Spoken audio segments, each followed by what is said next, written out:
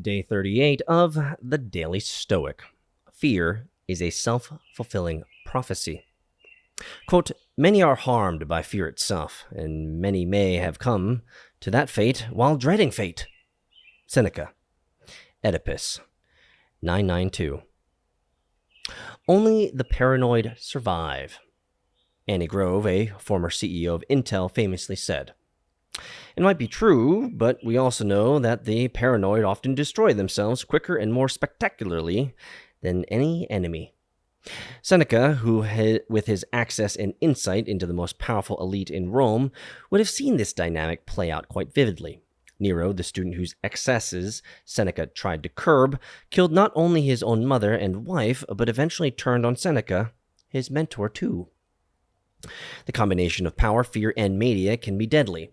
The leader, convinced that he might be betrayed, acts first and betrays others first. Afraid that he's not well liked, he works so hard to get others to like him that it has the opposite effect. Convinced of mismanagement, he himself micromanages and becomes the source of mismanagement. He micromanages, and then, and on and on and on, the things we fear or dread, we blindly inflict on ourselves. Amazings.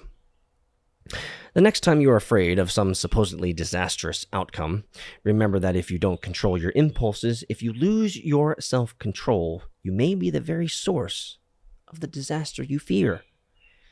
It has happened to smarter and more powerful and more successful people. It can happen to us too.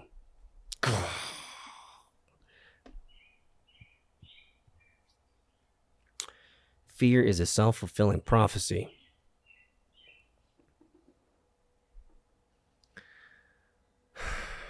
This one, my heart bleeds in this one. And the reason my heart bleeds in this one is because we now live in a day and age where people make it absolutely and abundantly clear via social media that they are afraid. And the reason they're afraid is because they've been fed lies. They've been fed lies. They've allowed the media, the world, to control their emotions and move them into emotional context where now they live in fear. And it is a self-fulfilling prophecy, just like Seneca said. Now they're shutting the world off. Now they're doing all this crazy stuff, right? Now they're changing lifestyles. They're changing healthy habits. And they're destroying themselves because of the fear of what's out there, what's going to get them. I have never been a self-sabotager, but I can think of one person right now, golly, and that was my groan when we finished this text here. My groan was for this man. This man is an exceptional self-sabotager. He has such great ideas. His execution on them is just amazing. But yet, right before his ideas are able to bear fruit, he destroys them. And he burns the forest around him so that everyone gets burnt. And it's just like, bro, do you know someone like that? Do you know a self-sabotager? Do you know someone in your life who is living in fear? It's so paralyzing. It just, like, it's such a death spiral. Maybe that's the carbon they want to cut out of the world, huh? Maybe we need to constantly remind ourselves that there really is nothing to fear. Really. Now, why do you say that, Peter, with such confidence? Because you can't control nothing, baby.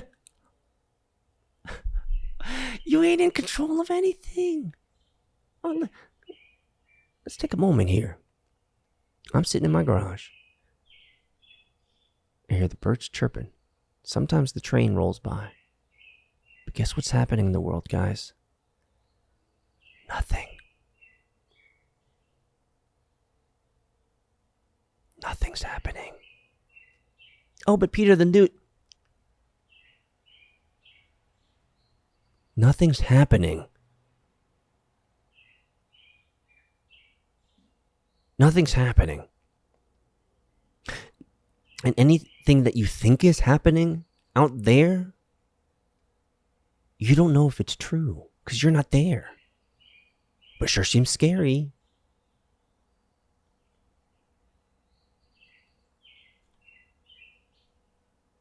Nothing's happening.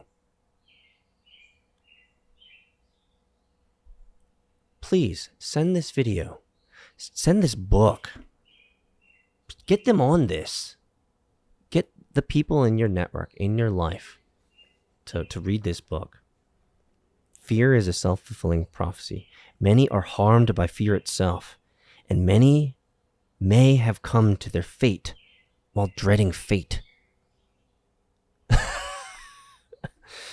Guys, do you know what's going to happen tomorrow? No. Do you know can you control what's going to happen tomorrow? No. There's nothing to fear.